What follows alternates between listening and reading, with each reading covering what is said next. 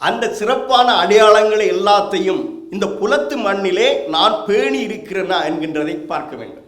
இதை நான் என்னுடைய ஒரு தனிப்பட்ட ஒரு சுய விமர்சனத்துக்காக நான் சொல்லவில்லை.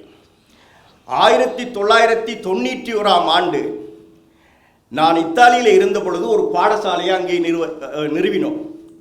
அந்த பாடசாலை 2016ஆம் ஆண்டு தன்னுடைய 25வது ஆண்டு நிறைவு விழாவை கொண்டாடியது.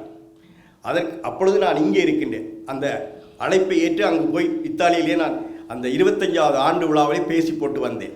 அது என்னுடைய வாழ்க்கையினுடைய மிக உன்னதமான ஒரு வரலாற்று நிகழ்வான ஒரு நாளாக இன்றைக்கும் நான் அதை பல மேடைகளில் சொல்லி வருகின்றேன். அந்த பாடசாலையிலே என்னிடம் கல்வி கற்ற ஒரு மாணவி இங்கே லண்டனில் தன்னுடைய மகளை கூட்டிக் கொண்டு என்னிடம் தமிழ் கற்பிக்கிறது வருகிறார்.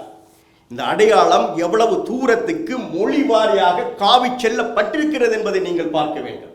இதை ஒரு பதிவாக நீங்கள் எடுக்க வேண்டும்.